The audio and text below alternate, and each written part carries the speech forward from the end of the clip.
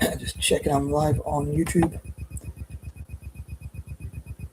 Hey guys, how's it going? It's your boy M.K.S here, back with another video. I think I'm going to focus on the YouTube screen this time, but I'm live on Facebook and YouTube at the same time.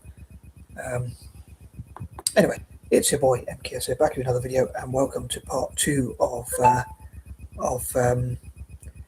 how I hope for Dyslexics to show what we could do to help Celtic to continue with success or have even more success, hopefully. I'm hoping Celtic can turn it around because turn it back around again. We were struggling a bit, and under Martin O'Neill we did well, and now as the new manager we've not got off to the best start, which I hope to come to, but I'm going to cover all the negative points and my fears in point number 13 if I can.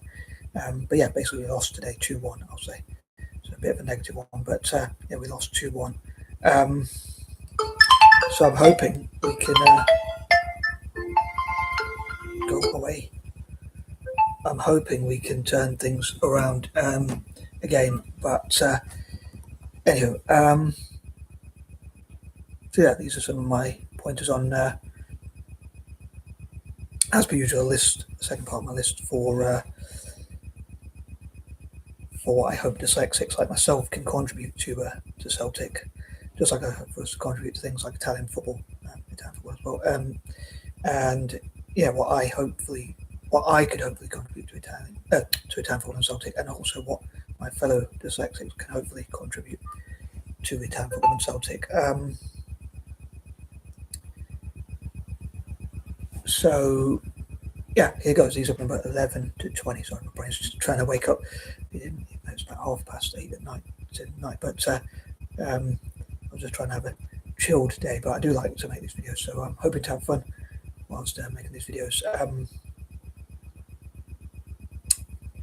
And here goes. Yeah, sorry. So point number 11. I hope that, as I'm going to call him, bro or brother Walfred.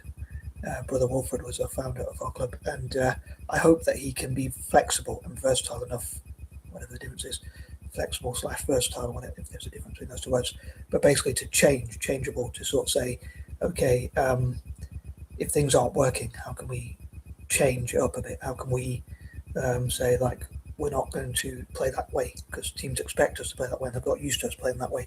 So I'm hoping he'll be flexible enough to say, okay, what worked for Big Ange and Sugar, what worked for Brendan for a while, and what worked for Martin O'Neill, and what didn't work for them, and what could be done to improve, and that kind of thing. And also, I hope that the thing about change as well, I'm going back to the dyslexia topic, I hope to change the perception of dyslexia, I normally say, by showing what we could do for Italian football and Celtic, for instance, which is what this is a part of. As I said before, like killing two birds with one stone, to put it simply. But I hope that, I hope he can turn it around and make changes, but be flexible enough to change things up if they're not working. And again, maybe look at like some of the things Big Ange did and say, oh yeah, what if we try this and see if that will work, and then try something, and then if it stops working because the opposition knows what we're going to do. I know I'm a creature of habit myself, and I like to set, if I was a manager, I'd love to set my team in a certain way, but perhaps I should be flexible enough. If I was a manager, I perhaps should be flexible enough to say, oh yeah, that's not working, we need to try something else. So I hope he can do that, and I suppose a 2-1 defeat to Hearts is not the worst result, I guess, and the fact we're in a good position comparative to how we were about a month ago, or even less than a month ago, about 2 or 3 weeks ago, or whatever, perhaps. But I was hoping we could beat them because they were going on a bit of a bad run. I don't think they'd won for 2 or 3 games, and we were on a winning streak. So some people say if we stuck to, or most fans I think seem to think, beyond the consensus, that if we stuck to Martin O'Neill, we would have won this game today. But I mean, you can't really guarantee it, and Hearts might be a bit of a different team, but they were struggling with a few games where they were drawing games and losing games you expect them to win, or at least lost one game which you expect them to win. What is now, they are 3 points ahead of us, but we have a game in hand. So if anyone understands how football works, I guess it means we win our game in hand.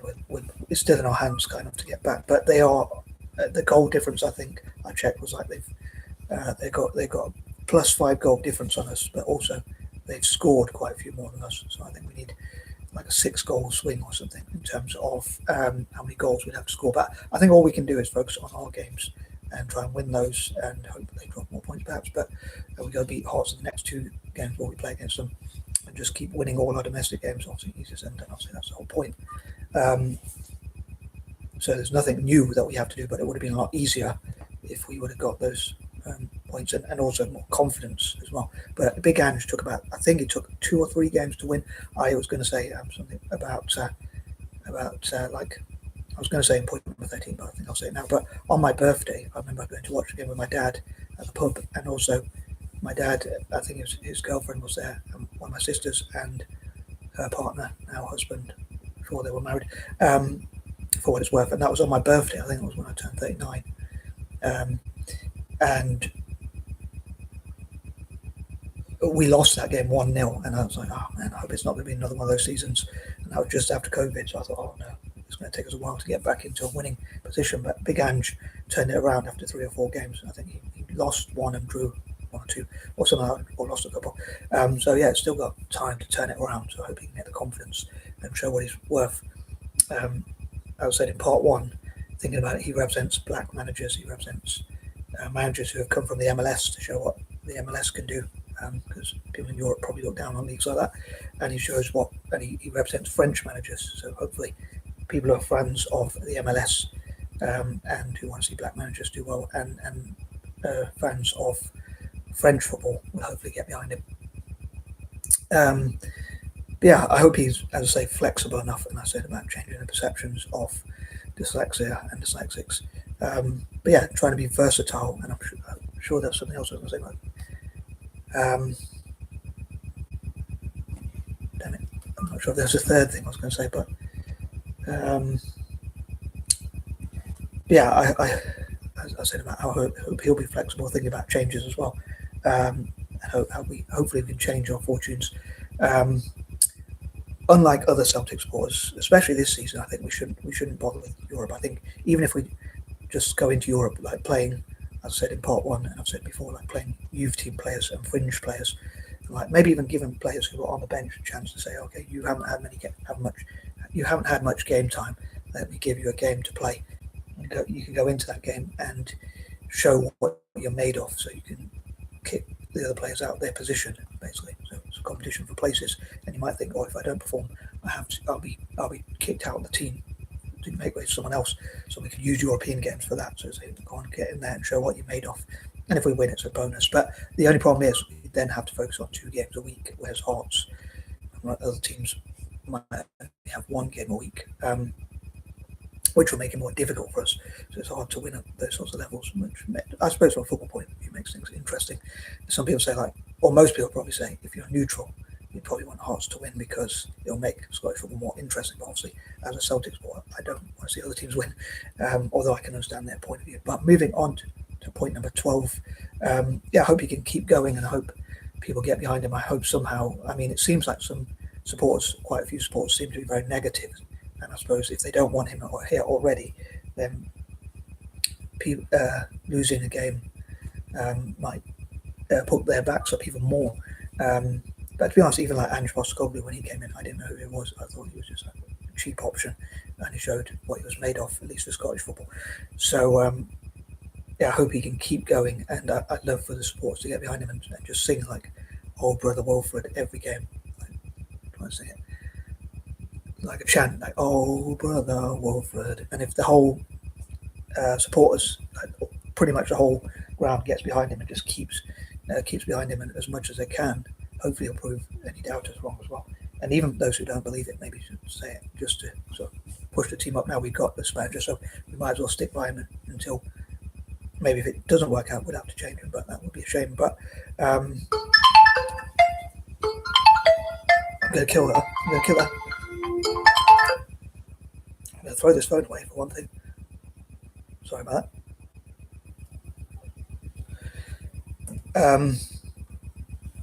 Sorry. But yeah.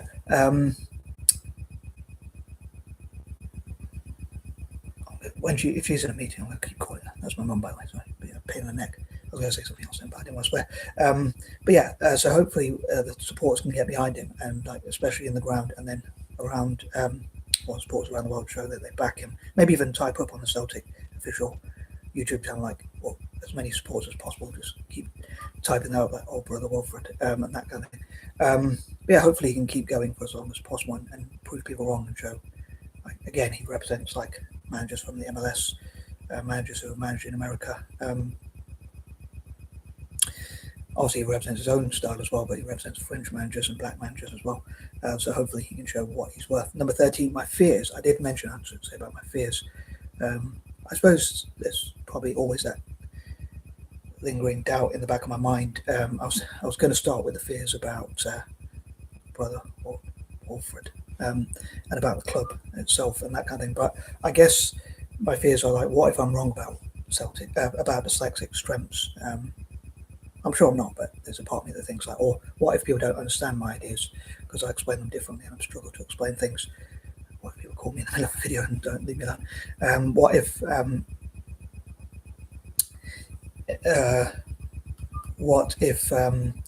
dyslexics don't have the strengths I think we have to obviously I hope I'm being proven wrong with these things, but also what if we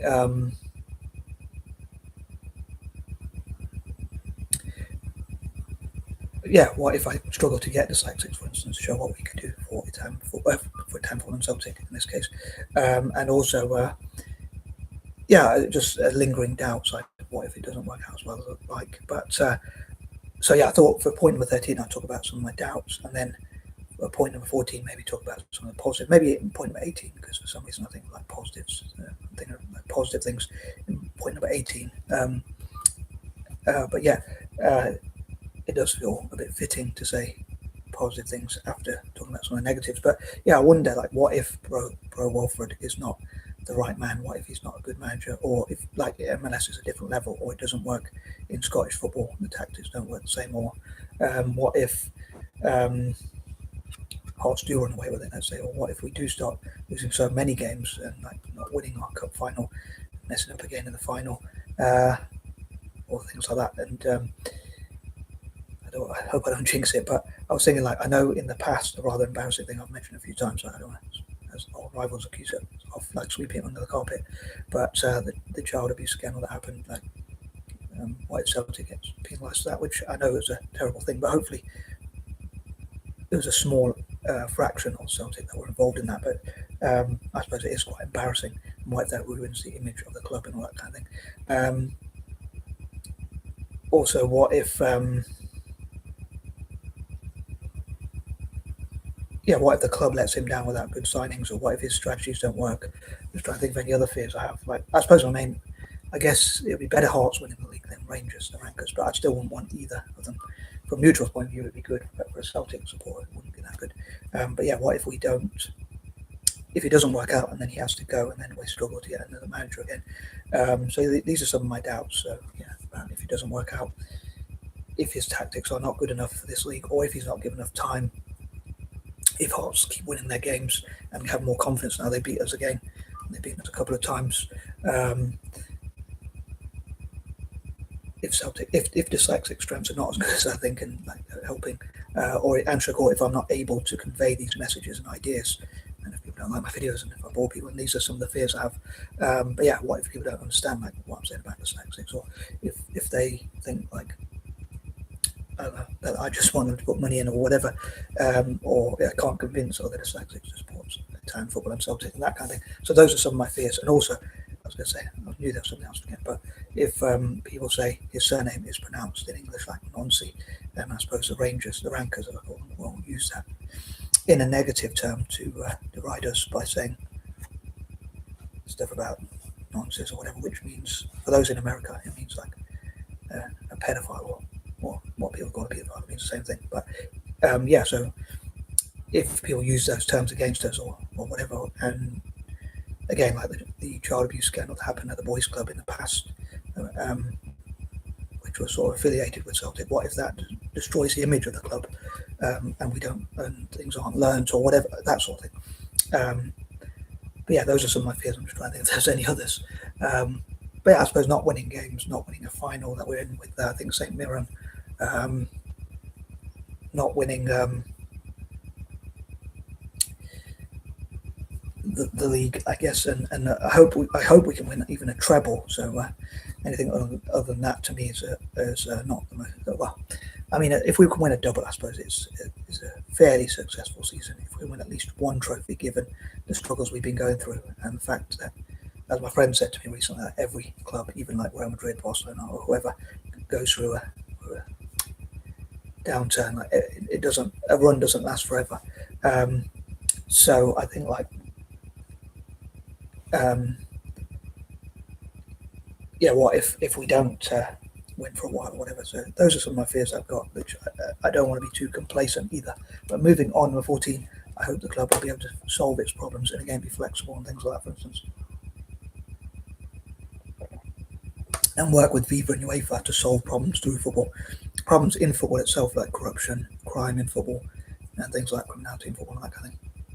But also using football through or via football, using football as a tool to tackle problems, like getting young people involved in football so they're not involved in crime or trouble or whatever, getting people out of crime through football, giving young people something to do, a bit like youth clubs where they get to play football and things like that, which hopefully will be a mutual benefit because in the future they'll be able to play for Celtic, hopefully. Learning lessons from the past, ensuring like safeguarding and that kind of thing, and child protection, and changing the image to a more positive image, I guess, or whatever. Good PR and that kind of thing. And again, I guess Dyslexics could be good at like helping with fundraising and practice and ideas, innovative ideas, out of the box ideas, and that kind of thing.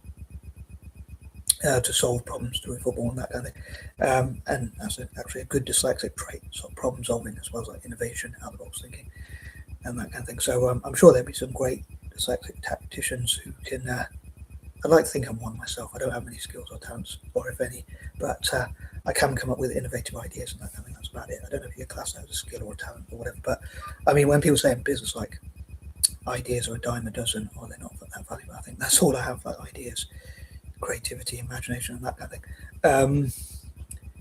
But yeah, I'd love for them to solve problems like working with FIFA and UEFA and get more funding in return for solving problems. Like FIFA and UEFA give more funding to Celtic, but also even enable the club to get more funding. And the more funding there is in football, hopefully the more it will benefit football itself, including the governing bodies like FIFA and UEFA as a business, as they run as a business. So the club could work with FIFA and UEFA to say like, let's help you to tackle corruption, crime, and things like that, and both within football and through football, more generally outside of football as well, and in return for doing like football for good, hopefully hopefully FIFA and UEFA will allow them, not only give them more funding, but enable them to get more sponsors and investors, and more money in football generally, including in Italian football themselves. It would hopefully benefit FIFA and UEFA as a business as well. So I'm not sure why they wouldn't want to have more money, although they might say we have to be careful about competition, things like that. But yeah, if Celtic does like football for good, which it does, I guess already, and I talk about like giving away prize money and like giving away 10% of our equity to different charities, good cause, and things like Tech for Africa and things like that, ICT for Africa and that kind of thing.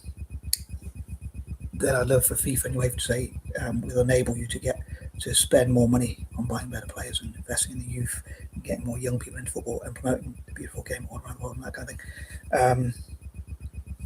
Which again I think would be good for football itself, like FIFA and UEFA itself, and the club could also help like football in developing nations, for instance, with academies and things like that, funding pitches around the world, basically, and that kind of thing. Number 15.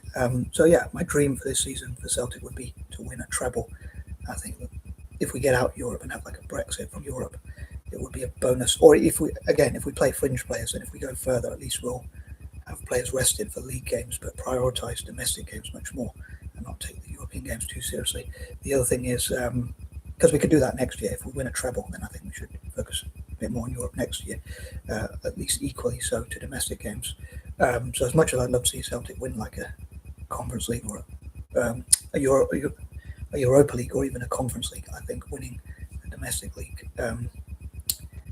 winning the league and winning a treble is the main priority, especially each time when we struggle in the league and we think like another team could take our crown. I often think like we shouldn't focus too much on Europe because that's a distraction.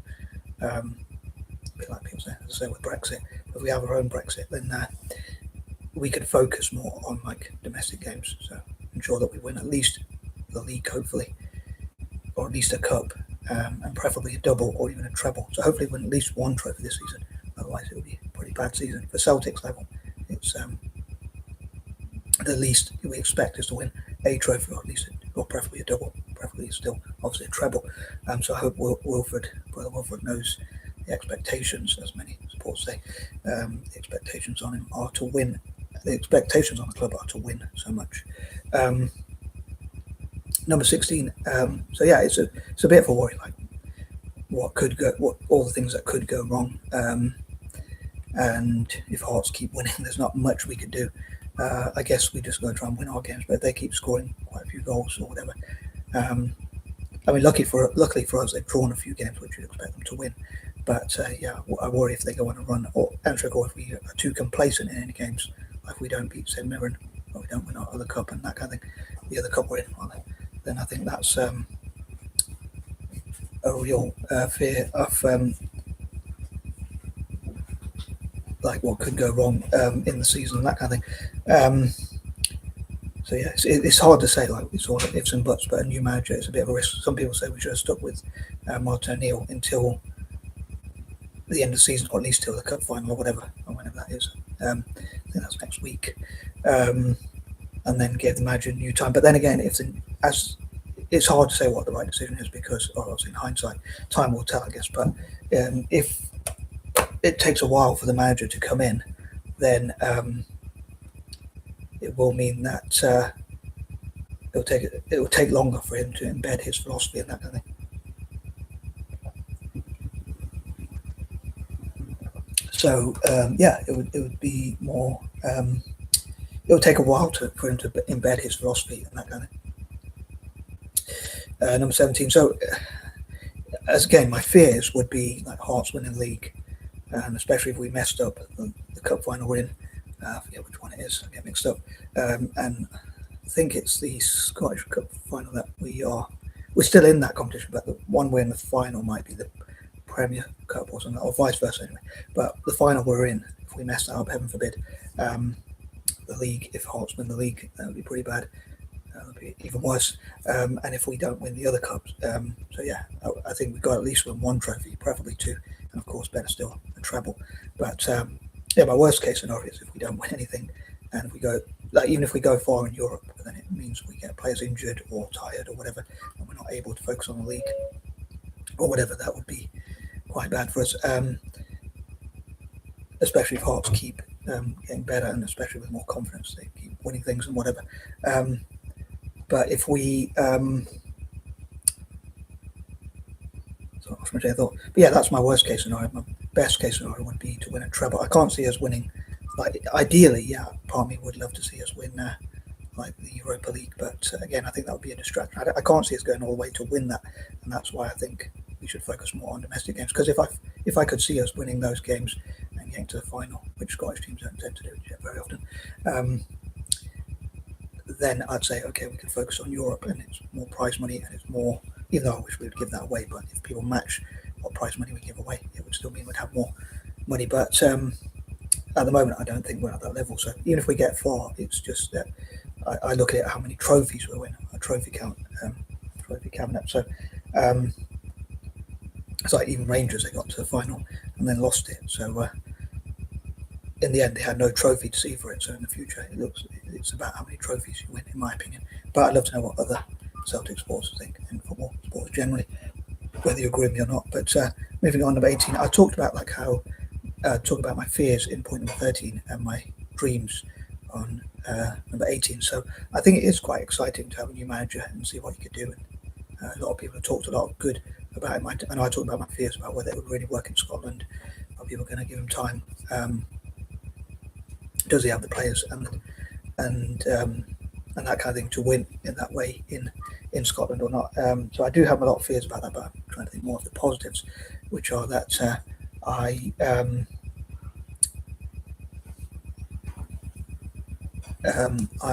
hopeful that he can critics and doubters wrong. And I know the title of the video and the main topic I'm trying to think of is dyslexics, and our strengths and like how we can think outside the box to benefit Celtic in the longer term. But for the shorter term, I'm worried about whether the manager does have what it takes. But I hope they can prove any critics, including or doubters, including myself, wrong. But yeah, so I guess as they say, time will tell. But my hopes are that we can turn it around, and we still have it kind of in our hands to sort of to win the league, and we're in a final, so we can still win that one. I don't want to be complacent, but it should be ours to win. Kind of technically, we should be able to beat St Mirren in that final, and we still are able to win a treble. Hopefully this season, all being well. I mean, it's technically possible. It's just up to us to turn up and that kind of thing. And hopefully, again, if the club does like football for good, hopefully FIFA and UEFA will give us more funding and access to funding and all that kind of thing in return for improving the image of the beautiful game. And again, more money in football would hopefully benefit FIFA and UEFA, so they want to see that. And I'd love for dyslexics and other people with related conditions to work with FIFA and UEFA as well, as long as we do it like legally and that kind of thing. Another thing is, I thought a couple of things that could go in our favour. I talked about some of the things that could go against us, but a couple of things that could go in our favour are like, I wonder if there would be an investigation into referees. I forgot to say in part one. Apparently, well, I was thinking this last week was about one of the best weeks football-wise for Celtic, at least, because both Hearts and the Rankers dropped points. They both drew, and Celtic won. So we got points on our biggest rivals at the moment. So obviously Hearts are our main competition so far this year, so far at least, and the Rankers are always our main competition as well due to the hostility and rivalry between us. But this week has been almost the opposite. Like, we lost, the Rankers and Hearts have both won. So I think that's pretty disappointing. So it's almost the opposite. Obviously, to be the opposite would mean them both losing last week, but they both dropped points. This week is almost the opposite. Hopefully it shows it can turn around very quickly. And I'll say the Hearts are only 3 points ahead of us, but we have a game in hand. Although goal difference, they do have quite a few points, but they have dropped quite a few points. So it shows they are beatable, or at least they're not completely invincible. I thought that what I was going to say, I almost forgot my initial point, was that the Rankers had a few decisions by the referee. It looks like they had 2 or 3 decisions go in their favour, apparently, and they complained about the referees in the semi-final between us, but the referee rather, and VAR and all that kind of thing. But it looks like they've had quite a few decisions go in their favour in the last couple of games. They've had a few decisions, including yesterday, in fact it was. So I wonder if there was an investigation into referees and found that the Rankers have got unfavourable decisions in their favour. Unfair decisions in their favour, which were favourable, obviously, to them, but not to their rivals, which would affect all the other teams, not just the team they're playing. Of course, it would affect us because they can pick up more points or whatever. So I think that would be quite interesting, especially if it meant they got like fines or punishments in some way. It'd be interesting, I think, also maybe. I don't know if there's if the practicalities would work, but I wonder if there could be referees imported from Europe, or at least from England or elsewhere, that might not have any bias either way. So it could be make sure that it could make sure that it could be made sure that the referees are fair and unfavourable to either side. I mean, it would be unfair, obviously, it would be unfair if Celtic got unfavourable decisions, if I'm going to be fair about it. So I'd rather us win within the rules. I'm not sure if I'd rather us lose or win, but because we bribe referees or anything horrible like that. So again, cutting corruption and crime out of football to make sure the best team wins and that kind of thing. Not gone way off track. But the other thing I was thinking of that could be really positive for us is like Tony Bloom, who is an investor in Hearts, who seems to be a visionary, who's helping Hearts do really well. Who talked about, apparently got laughed at when he said Hearts could win the league in the next 10 years. People looked at their position at the time and laughed at them. But he seems to be having a case where someone's accused him of doing something, possibly illegal in terms of betting or whatever. So I thought that would be quite interesting if they got penalised. So if our two biggest rivals at the moment got penalised, that'd be interesting. But I mean, it's all ifs and buts, of course. But those are some positive case scenarios, as I covered the negative before. Number 19, as part of Football for Good, I'd love for us to support software developers in developing nations. And number 20, also supporting people in STEM in developing nations. And I am out. Peace and love.